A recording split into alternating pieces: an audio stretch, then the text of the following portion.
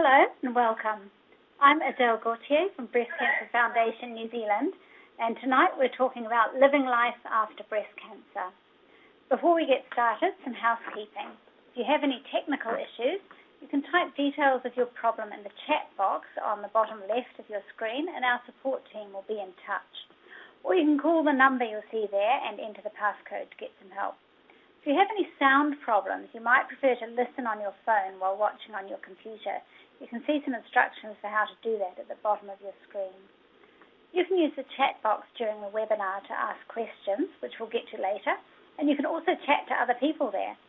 Don't worry about missing out on vital information while you're chatting. The webinar is being recorded and will be available on our website in the next few days.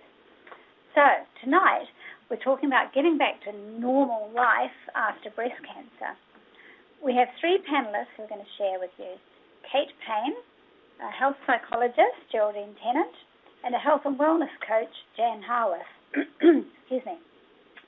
First, we're going to hear from Kate, who was diagnosed with breast cancer in her early 40s. Kate, tell us about your experience and the challenges that make getting back to life maybe not easy. So I was diagnosed 8.5 years ago with breast cancer. It was stage 3 and a nice aggressive form.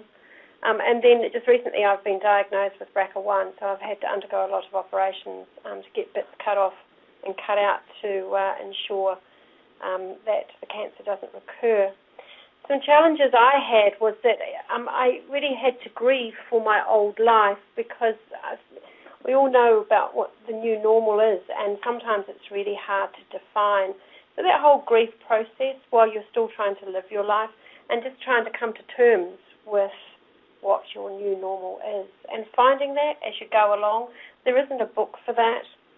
I also found once you've completed the treatment, it was to reintegrate back into society as who and find out who you are, define maybe who you are.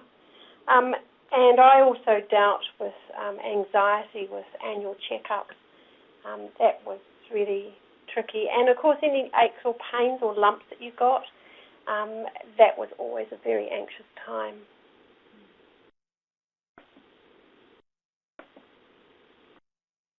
Yeah? Okay. I also, another area that we're going to have a look at is about other people's perceptions and expectations. After the hair has sort of gone through that poodle / sort of lamb wool look and it's starting to grow out, the eyebrows are back and your energy is back, you're starting to get back into society. On the outside you look normal, but I found that on the inside I wasn't normal. I think my parents would say, I don't think you were ever normal, Kate. My brothers as well, I suppose, actually. So for me, and I can remember one time my boss said to me, asked me to do something, and I said no because I was really tired. And she said to me, well, you look normal. And I just went, boy, if you knew what it was like on the inside. And for that, I went and got counselling. That really sent me along to counselling because I had to deal with that. I also think that some people just don't get the ramifications and how far and wide and deep breast cancer goes, how it changes your life and your perception, everything, just so very much. However, there are some practical things that I have done in my life that work for me, and maybe some of these will help you.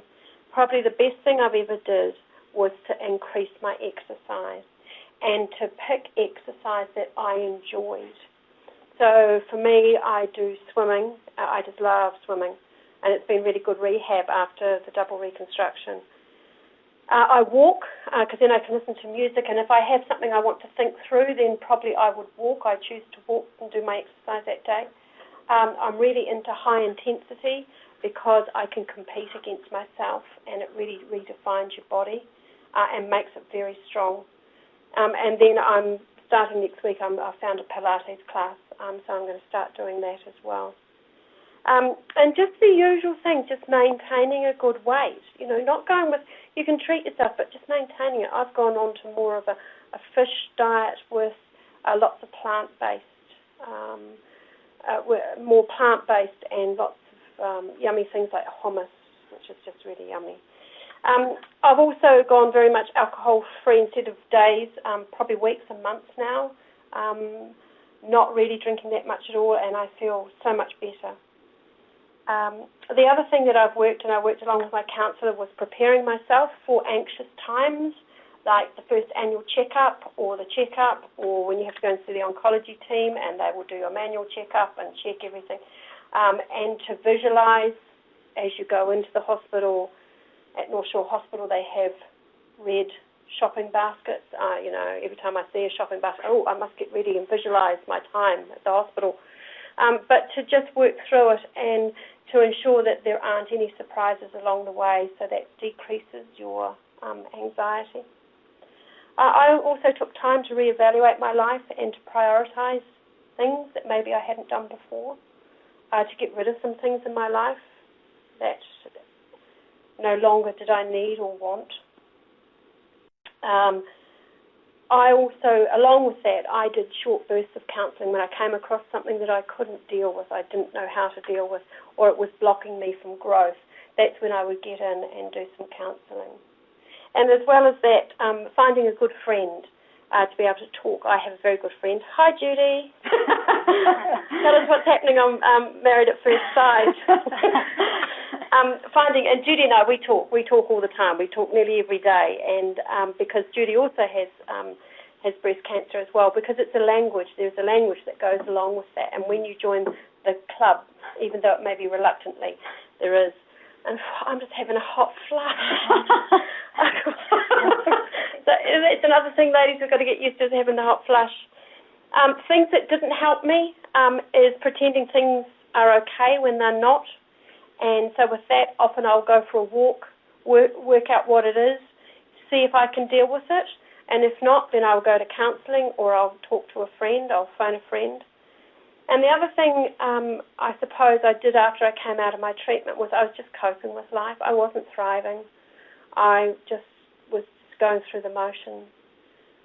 But now I am very much thriving and really hot.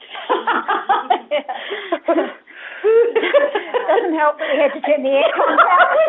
The aircon went off. I went, oh no! So sorry, ladies. Sorry, maybe we'll pop it back on. Yeah, why don't we pop that one back? It's okay. It's okay. I'm thriving, not coping. Great. Oh, thank you so much for that, Kate. I think everything you've said there is really relatable for everyone who's listening at home, and I think we really appreciate you sharing that with us. We're going to hear now from Dr. Geraldine Tennant. Geraldine is a health psychologist who specialises in breast cancer. Geraldine, what advice can you offer about navigating, in particular, the emotional challenges of life after breast cancer, things like anxiety and stress? Thanks, Fidel, and thank you very much for the opportunity to speak at the webinar this evening. I've got that first slide there with the term survivorship, and there may be some people watching who feel pretty challenged by seeing that word. It is very much thinking about the language we use around breast cancer and relating to the fact that for many women they're uncomfortable with the battle imagery that tends to be associated with it, and certainly as we move into this adjustment phase of living life after breast cancer. As psychologists, we often talk about it as a survivorship phase, but acknowledging for some women it's a phrase that they don't like in terms of that language. So it is, as Kate just said, thinking about it maybe as a time to think about thriving. So what can I actually do to move forward and really look after myself? Women tend to think about or talk about this as a time as they move on post-treatment as a time of deep reflection and processing of their experience. So often I'll see women in my clinical practice who haven't perhaps engaged in any support or even talked very much with others about their experience. So as they come out the other side of treatment, there's a lot for them to process and go through. And certainly, again, as Kate has sort of so eloquently put, this challenge of returning to a normal life, and a big issue around what is life for me now? What is my new normal? So that's often a pleasure actually to work with women at that stage and support them through that road about where am I and where to from here. So thinking in particular about some common emotional challenges that women and their partners and their families face as well in that post-treatment phase. Anxiety is a very common one, and we've had an earlier webinar looking at, in particular, the anxiety or the fear of recurrence. So really just working or living with that daily fear, will their cancer actually come back? Feeling stressed, so how will I cope? And sometimes getting into that survivorship mode rather than the thriving. So stress is a very common experience. And again, as Kate's touched on that word grieving, so often women are quite surprised when we talk about the concept of grief post-breast cancer and treatment. So really thinking about the losses, whether that be physical, emotional changes in relationships, really think about the changes breast cancer has brought into your life. And this is where it's what has it all actually meant for me? Who am I now? How am I going to be in the world? And that is such a personal, internal process. Sadness and anger, again, very, very common. And I've got that term there, pressure to be positive. And that's something that women talk about, that they feel that pressure often right from the time of diagnosis. But certainly in that post-treatment phase and beyond, there's often friends, family members who say, look, treatment's finished, you should be on top of the world, extremely happy, and women are, of course, relieved to be finished, but it's really acknowledging that there's still some of those more negative emotions lurking there, and sometimes they need to come out and be acknowledged and discussed. Depression, that last point there, so that's a concept moving or a way beyond that feeling of sadness. So depression, again, is quite common, often just feeling that it's hard to make plans, to have things to look forward to, physical challenges around sleep, diet, etc., and just feeling that really low mood.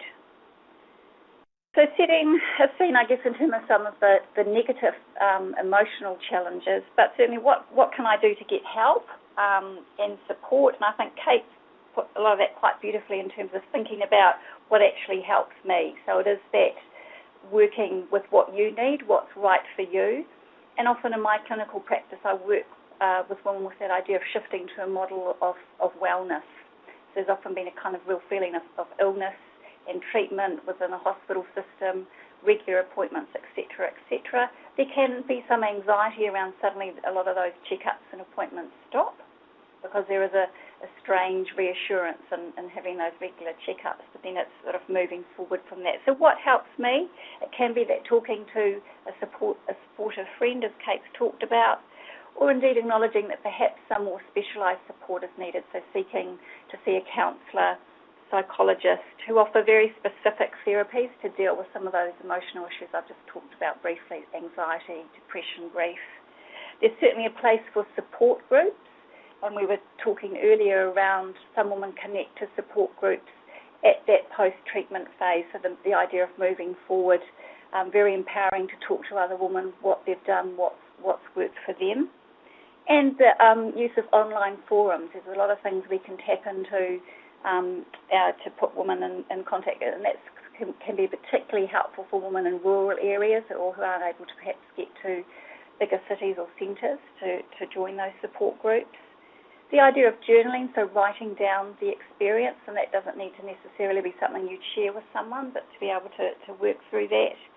And then learning a whole raft of coping strategies and techniques, and that can be, again, just thinking about what's going to work for me, from tapping into exercise, reading, relaxation, mindfulness, or particular strategies you could work with a therapist or psychologist. Just to touch briefly on relationships in terms of thinking about living life after breast cancer, and acknowledging the impact of your relationships with partners, family, friends, things in the workplace. Things have often changed quite dramatically for women as they've gone through treatment. So acknowledging that there's often changes to their role within the family, perhaps needing to rely on other people in their social networks as they've gone through treatment and beyond. And changes to intimate relationships. I think you have had another webinar around sexuality, but just acknowledging that often specialist help is a place to get some support around that. And acknowledging, particular issues for single women in terms of sometimes more of a when do I disclose to a new partner, or just kind of building around actually getting out there and meeting people can be particularly challenging. What can I do? We're just thinking about communication with your immediate family, partners, friends, talking to people about sort of what you need and what's going to work. And sometimes it's actually just not wanting to talk about it, so being able to get on and do the normal things. It can be helpful to continue to accept offers of help, so some support does die away as treatment sort of ends, but, for those staunch friends that are in there offering, that can be really helpful to still have people supporting you. And then the idea of professional support if needed. Common physical challenges, I won't go into all the ones I've got listed there, and again, I'm aware that there's either has been or will be some individual webinars on some of these topics, but really recognising the close link with the physical challenges of something like ongoing pain and fatigue and how that impacts on your emotional well-being. Again, just a brief slide there around getting support for those physical health challenges. So we are, I think, in need of a lot of work and development in New Zealand around this idea of survivorship care plan. So you've got actually details of your diagnosis, treatments, who actually looks after me in terms of ongoing care if something comes up. So it can be really important to work with your specialist or even specialist nurse around getting that information. GP is often, the really important first port of call for a woman to speak about those ongoing physical health issues. There may be, a referral that's appropriate there, whether that's to a specialist nurse or thinking about your emotional well-being to a psychologist. And then that idea of keeping follow-up appointments, being able to check in with somebody, talking through some of those issues and getting, helpful, relevant support. The last slide there just touches on a more sort of positive note. So we talk about this idea of benefit finding or post-traumatic growth, and a huge shift in the literature around breast cancer, and indeed for a lot of other types of cancers around, what has this all meant? And for a lot of women, they can find benefit in the experience. So they would say to me, Geraldine, in no way would I have ever wanted this to happen to me, the impact it's had on my family, but from, perhaps years of treatment, this is what I can talk about, often a deeper appreciation of life's fragility, the fact that, there have been some challenges to their intimate relationships or other relationships, but often what comes out of it is a stronger relationship and deeper intimacy. And then women talk to me often about this idea of a wake-up call. So they really look at what are the changes I can make in my life and all sorts of levels, what's truly important to me, perhaps getting rid of some of those friendships or relationships that aren't nurturing and supportive, clarifying priorities and making lifestyle changes. Great. Okay, thank you so much, Geraldine. That was very helpful, and I think we're going to have a lot of interest in questions and follow-up on that. We're now going to hear from Jan Haworth. Jan is a health and wellness coach who, after having breast cancer herself, created Life 2.0, what do we call it? 2.0, yeah. 2.0, a post-cancer survivorship program. Jan, we'd love to hear your tips on where on earth do you start with all this. Hey. Right, no problem. So hi, everyone. So I'm going to talk tonight about the kinds of lifestyle changes that we can make after cancer, which have been proven to have a real impact both on your body and your mind, and helping your body and mind to recover so that you can start to feel better. And that will also be helping to reduce your risk of getting cancer again or of having a recurrence. And most importantly, how do you go about starting to implement those things? And how all of that together can really help you to start moving forward positively into a new life after cancer. So after treatment, it's really normal to feel like quite a different person from the one who started, as we heard from Kate about that. Physically, some of the common symptoms that people report are low energy and fatigue. You might have gained weight or lost weight. You might have memory loss, poor sleep, menopausal symptoms. You might have quite a different relationship with your body. It might look different. It might feel different. You might feel uncomfortable in it. You might feel a sense of betrayal even with your body.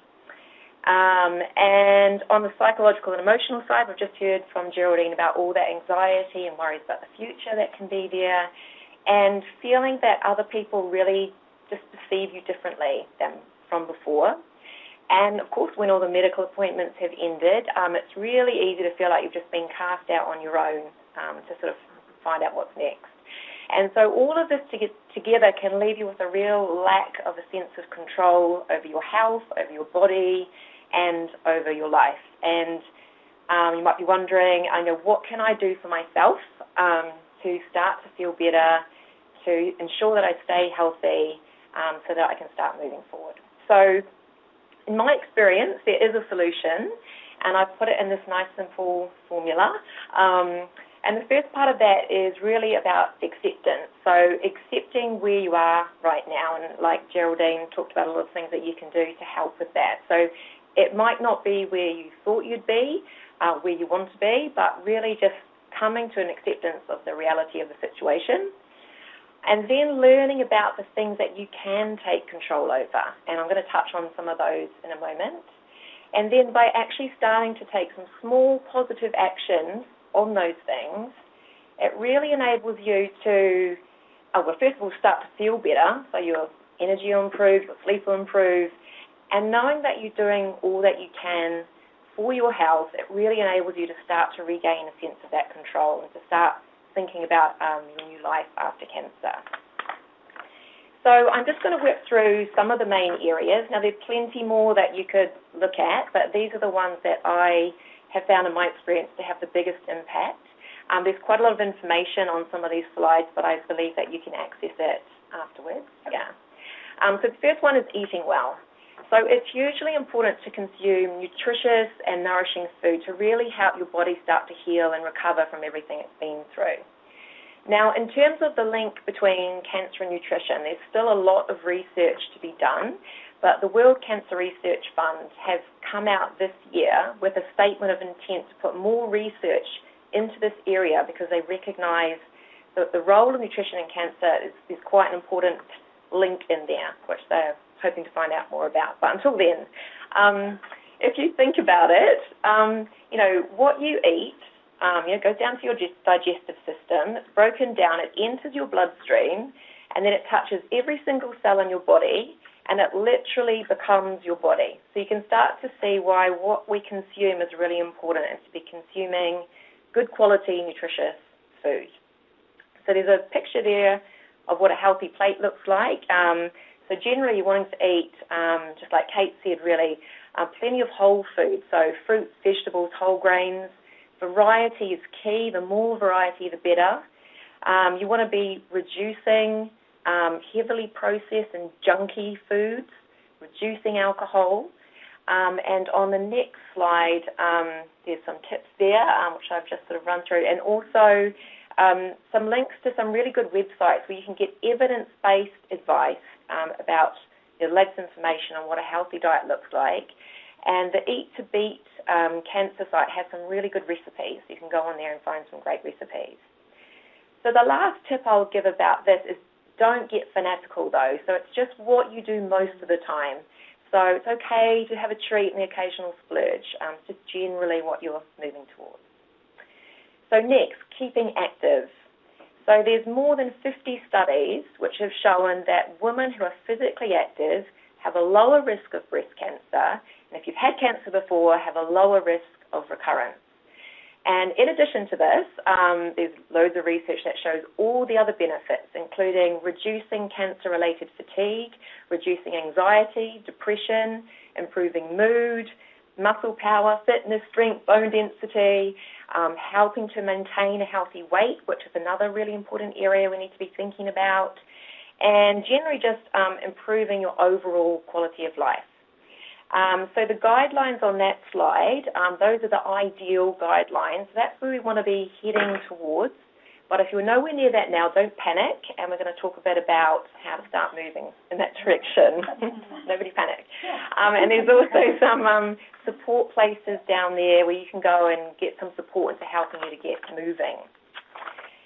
So the next thing is managing stress. So I just want to say off the bat that stress gets a bit of a bad rep, and stress in and of itself is not necessarily bad. So we are designed to be able to handle stress, and in fact there's a certain amount of research that shows that some stress is actually really healthy for us, and that it can actually stimulate our own inner resources and things to help fight for us in our body. But what is damaging is being stuck in a chronic state of stress, because the physiological response that happens in your body can really affect your health. So just a quick rundown on stress. So we have this thing called the autonomic nervous system, which has two arms, the parasympathetic nervous system. So that's the rest, repair, and digest, where we're fixing our body, our immune system is engaged. And the other side, the sympathetic nervous system, and that's what we often refer to as the fight, flight, or freeze mode. And in this system, our heart rate goes up, our muscles are tense, our immune system is switched off, our digestive system is switched off, so we can direct all of our resources to dealing with the emergency. So we're designed to move freely between these two arms, and you can only be in one or the other. So we want to be able to mobilize energy when we need it, and then calm down quickly afterwards. So when we get stuck in the sympathetic nervous system, in the fight or flight mode, that's when we can start damaging our health and impairing our immune system. So we need to find ways to move back into the relaxation response where healing and recovery happen. So what I would say is don't get stressed about being stressed. That's the first thing. And instead you just want to find ways to release tensions regularly. So it's okay if you get stressed, but you need to just get yourself out of it. And what works depends on the person. So you just need to do a bit of experimenting about what's right for you. So, some of the examples are things like mindfulness, meditation, breathing exercises, moving your body, spending time in nature, getting massages, finding a hobby, journaling, like Geraldine's talked about, eating well, spending time with other people. So just have a play and start to notice what really works for you in your life.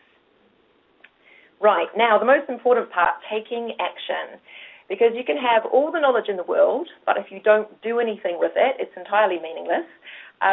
But the flip side of that is that it's really easy to start to think that you need to do everything and you need to do everything perfectly.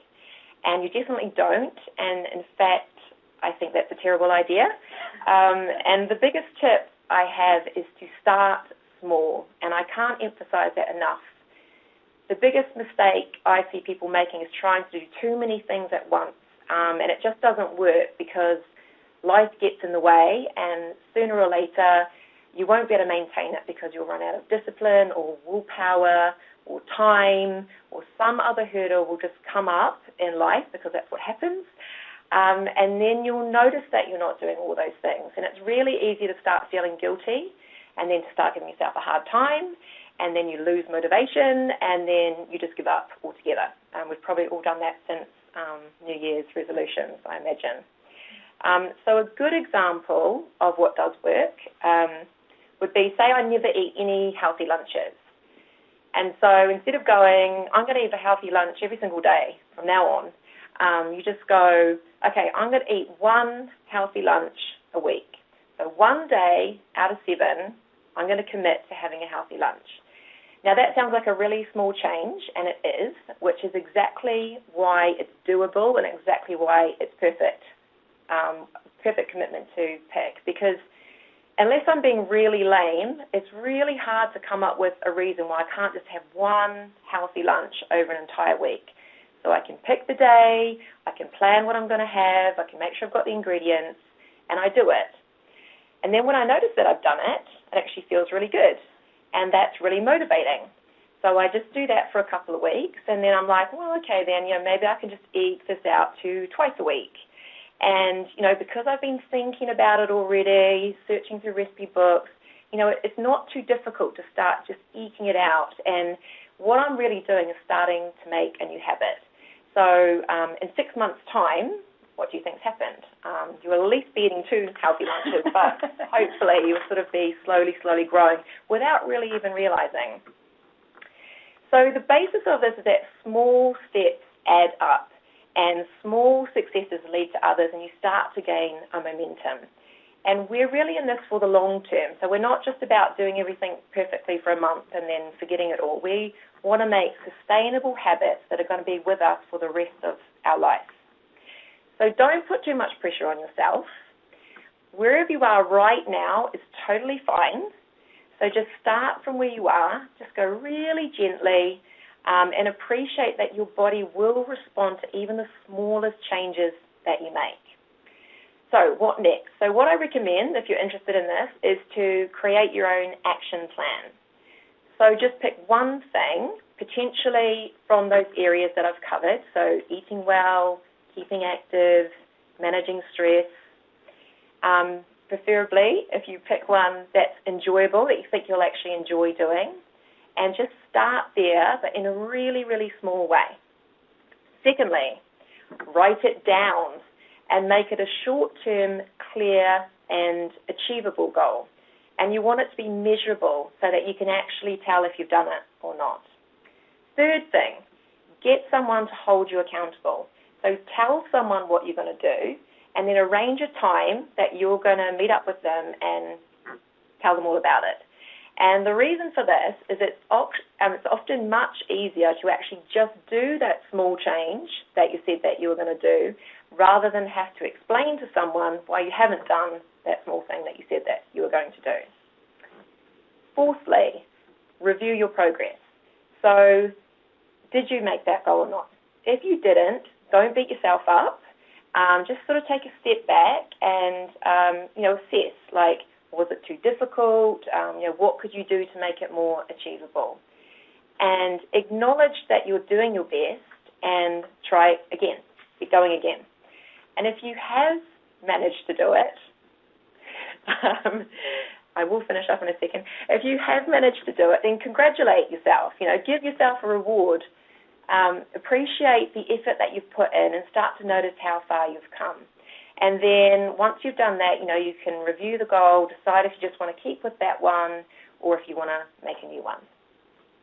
So in summary, the sense of control that you can gain by taking small positive actions has been proven to be empowering, to improve your psychological well-being, and to reduce anxiety.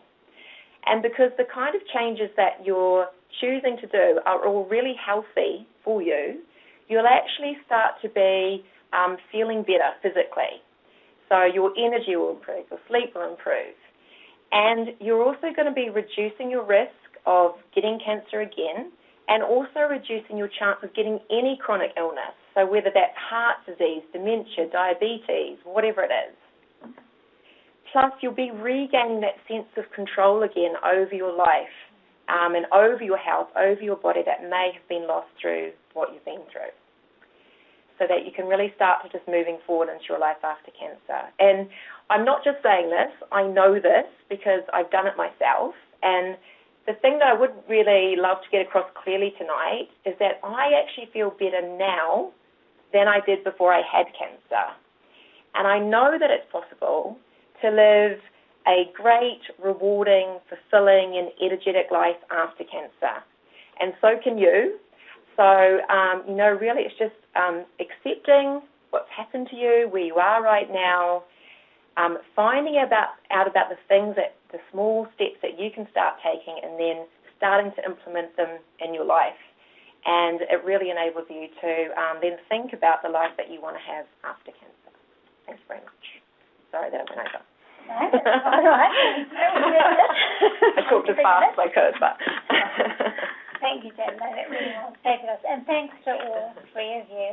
We're going to open up now to some questions from you guys at home. We've got a few questions waiting, but go ahead and type some more in if there are things you want to ask. So first up, we've got a question for Kate.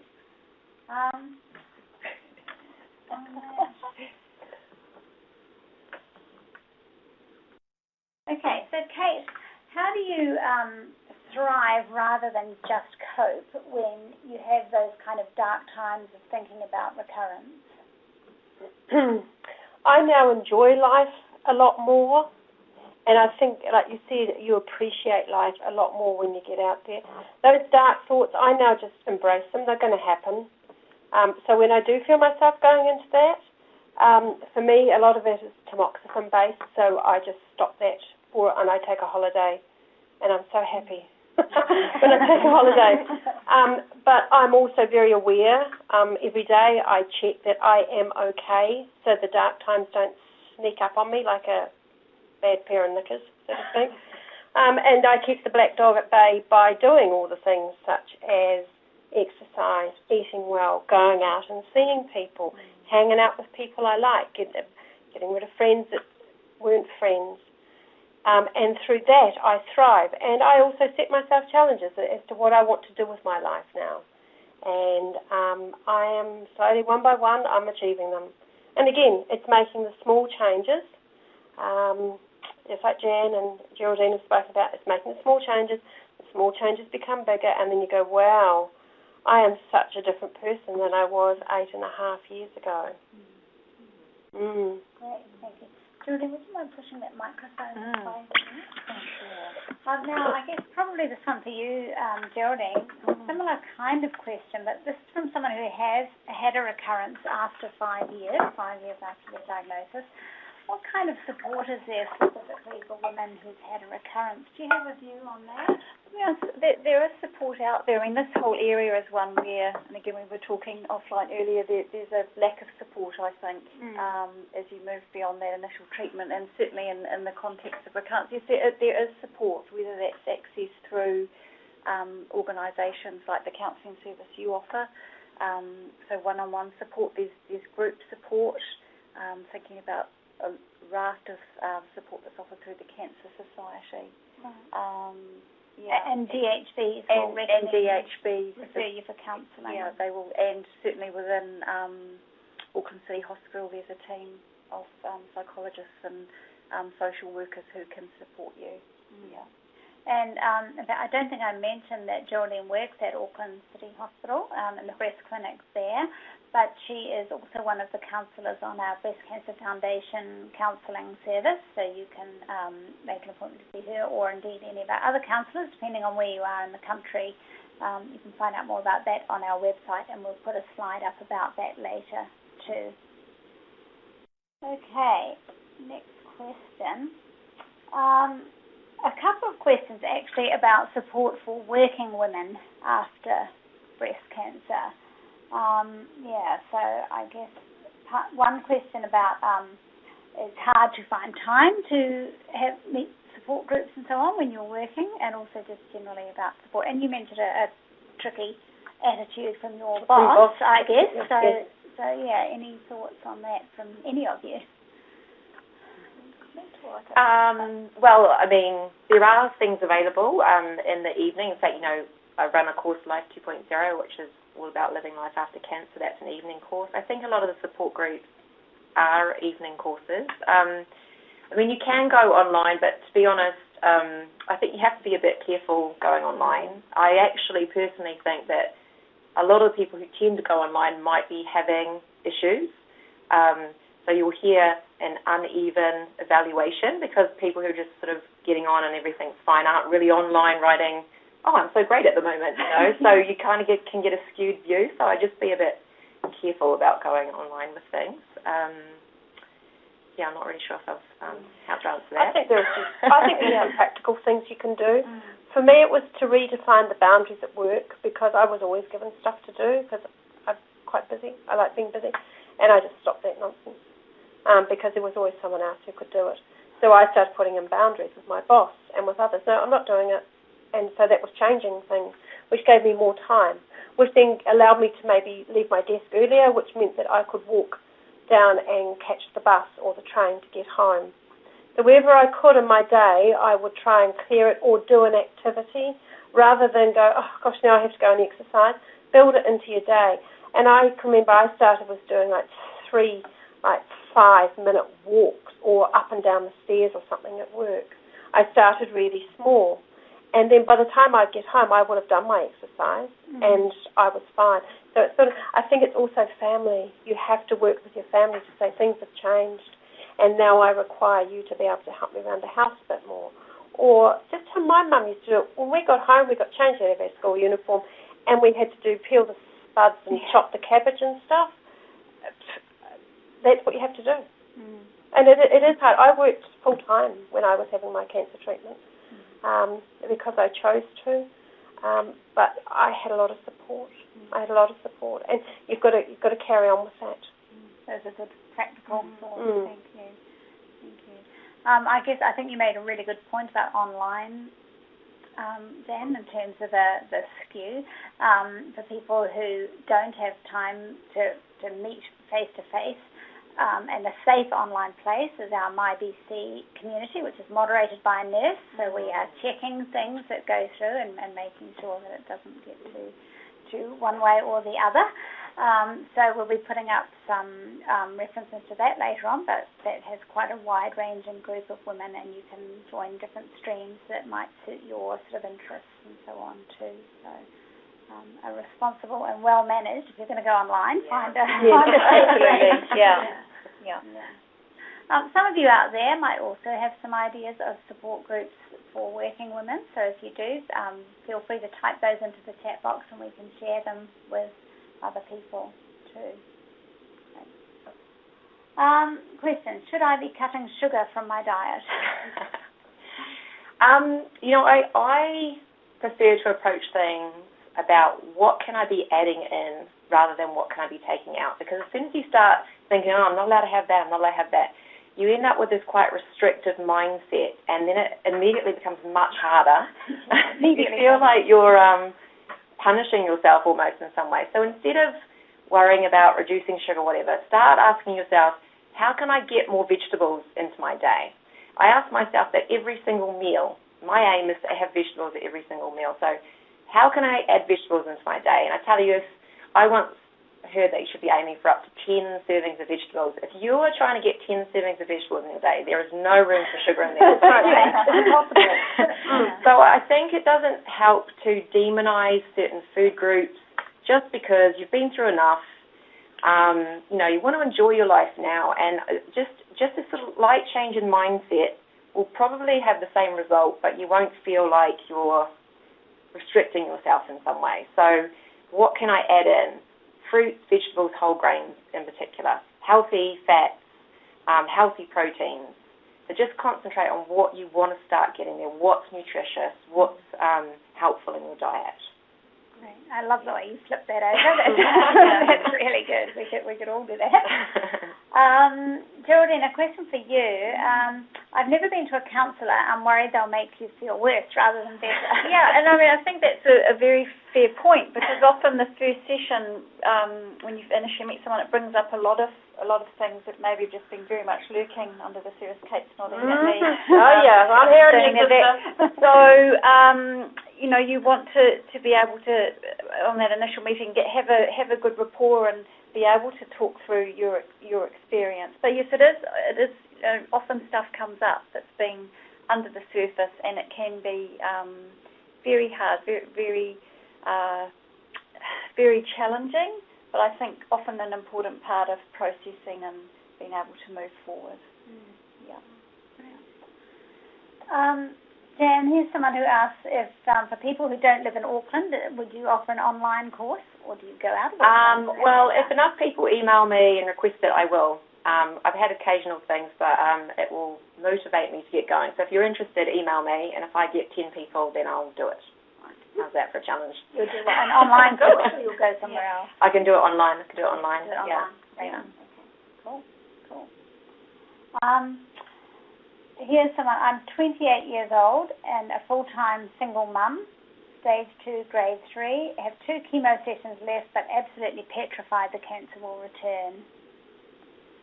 It's normal. Yeah, it's hard to wave a magic wand for that one in terms of even working with someone one-on-one support around that. So I think even a lot of the things that Jan's talked about looking after yourself to help with that anxiety, from the physical things you can do, the talking therapy, if that feels right, connecting with supportive people. And in fact, Geraldine was a speaker at our last webinar, which was on managing the fear of recurrence. So that was in December. So that is available online, and it was a fantastic panel there who gave some really good thoughts. So I'd definitely suggest checking that out. And just go and talk to someone. Go and talk to a trained person about it. Just say it is really normal. Yeah. Something, and maybe you won't ever get rid of it, but you will learn to live with it. And just go and talk to someone about it. Someone trained. And it does fade over time, actually. Yeah. So it's that time. Time is a good healer thing. It doesn't help right now, but it will get easier. Yeah. And we do all freak out about it. Yeah. And how do you have that conversation with people that says that when they're not treating you the way you want to be treated? How do you start that conversation? Whether they're walking on eggshells or whether they're just being totally tactless. Yeah, it's. Often it's working. I work with people around the idea of boundaries, and when someone's gone over your boundary, it's how you react, and ideally not with that angry response. Why are you saying that? Or I don't need you to tell me to be positive. I'm doing my best. So even having with a bit of a role play around some of the things you can say in those situations, and starting a conversation with a more assertive stance rather than an angry response, which certainly acknowledging that is the way you may be feeling, and setting the scene a bit so that it is an important conversation to have with perhaps that family friend or a very close family member who's saying a lot of things that are upsetting you. So it's making time to sit down, communicate, and talk through actually what's bugging you or upsetting you, and what's helpful. Not helpful. Quite hard to do. Often. Very hard, but it is about especially when maybe people have been helping you and so on, but you now need to confront them. But I think it helps to remember that sometimes people just don't know what to say, so they're not trying to annoy you. They don't know what to say. So that conversation can really help things, because as you just clarify when you say that it upsets me, then they'll feel better knowing that as well, because no one wants to upset you. And it may be helpful that you can say things like, I don't need to talk about my last chemo. Let's do something else. Or I don't want to talk about how I'm feeling. So let's go to the movies or have a walk or do something that's not focused on me and my treatment or how terrible you think I am feeling. I think it is clear communication, and maybe we have to take, again, it's just a matter of taking charge again, taking some control over our lives, because you will find that your life it belongs to so many other people.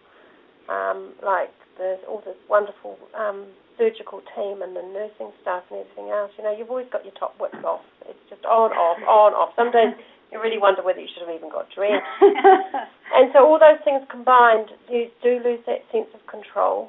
And this is a way to be able to maybe get some of that control back. Just saying, like you say, I don't want to talk about my last chemo. Thank heavens it's finished. Right, let's go and do something. Yeah? And that's sending out a message that you're actually starting to get over it as well. And life is maybe a little bit normal, we hope. How long is too long for things to start feeling a bit normal? Is that how long is a piece of I don't know, maybe I was about 18 months. I was, and it varies with everyone. After I'd finished my chemo, and I had 3 lots of that hideous feck, and then I had chemo every day for, I don't know, it seemed like forever. But it was about 18 months for me, and that's when I had my first freak out, and I went to see my counsellor, because the hair's back. You're kind of getting back into life, working, doing whatever you're doing. That bubble of your life being one big appointment has gone, and it's very lonely. I got very lonely. So for me it was about 18 months, but it'll be different for different people. But I'm sure you ladies will know there is a period of time that most cancer people, the peeps, will start to feel that when you're starting to really reintegrate back into society in your life. And that often, for me, that happened at 18 months, which apparently was quite normal. Yeah, and again, it can be an individual. Absolutely. Look, it could be. I'm just saying, for me, it was 18 months. Yeah. And it can be again, it's individual. Who knows? And there will always be things that come up that kind of might throw you right back temporarily to the beginning. Like if, you get lymphedema or something like years later, then you're like, oh, all over again. Or BRCA1, 8.5 years later. Thank you. But you come back quicker, don't you? Absolutely. Quicker and, you bounce back and, you do. Not saying that happens to everyone. No. It sounds bad. I didn't mean it like that. You know what I mean? Any more questions there, Alice?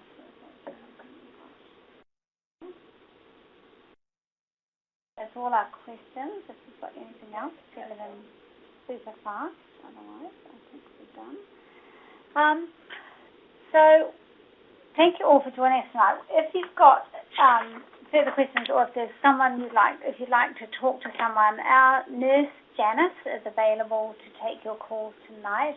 Her number is going to go up on the screen, and we just have a mobile number tonight, but if you text her, she can call you back. If you don't have minutes to call, just text her and she can give you a call back.